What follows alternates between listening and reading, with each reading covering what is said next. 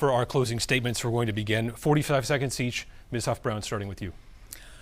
Well, thank you very much to all of our viewers out there that have watched this debate tonight. This is important. You're picking somebody that you want to send to Washington, somebody that represents you, somebody who understands the walk that you've taken, has put their kids through school, has helped their elderly through their passing days, has a mother on Social Security, has purchased a home, knows how to pay a mortgage, has lived these things. I would argue that I have life experience, and 3 years, more than 3 years overseas, 30 years as a reporter, asking questions, investigating, researching, and I would love and be humbled to get your vote. Mr. Prescott, Councilor Prescott, Thank you very much. I've been a husband for 40 years. I've been in business for 38 years, balancing budgets, raising a family, 5 children, and 7 grandchildren. I have real life experience, and I think I've shown that to you tonight. I brought that experience to Concord, and by being a very conservative person, making sure our economy grew, I was also a positive campaigner in making sure that my views were known by everyone. Please go to russellprescott.com. You know where I stand. You know my record. You can see how I've behaved in this campaign. I'm very proud of that campaign.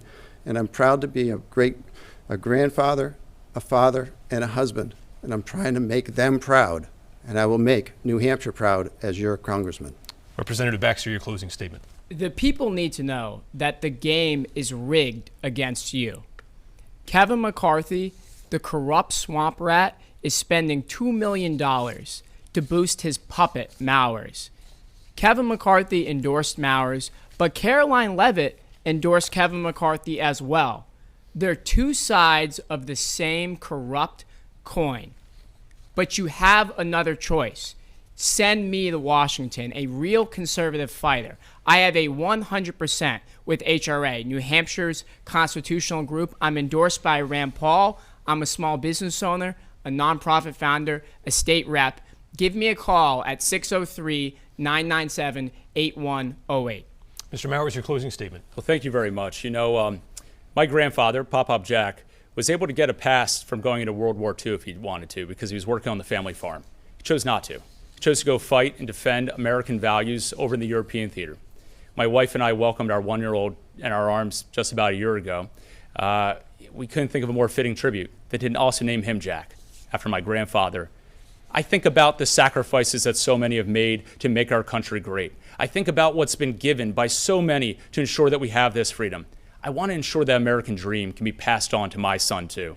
We need to get back to tested conservative leadership, the way we had when I worked with President Trump to ensure we had the Keystone Pipeline so it could be energy independent, when we got tough on taking down the drug traffickers, and when we ensured that the bureaucracy was taken on and brought power back to the people. All right, Ms. Leavitt, your closing statement. Well, thank you so much to everyone who is tuning in tonight. In January of 2023, we are going to have an illegal invasion on our southern border continue. We are still going to have rising inflation that's stealing thousands of dollars from us every single day. And we are going to need a congresswoman who will put America in New Hampshire first again. I've already done that in President Trump's White House, fighting against the corrupt establishment and the corrupt media. I'm the only candidate on this stage that Kevin McCarthy and the establishment are spending $4 million in vicious attack ads against to help Matt Mowers because he is bought and paid for. They know I'm the greatest threat on this stage to the establishment. They know I'm from New Hampshire. I will always be for New Hampshire, and I humbly ask for your vote next Tuesday on the 13th of September.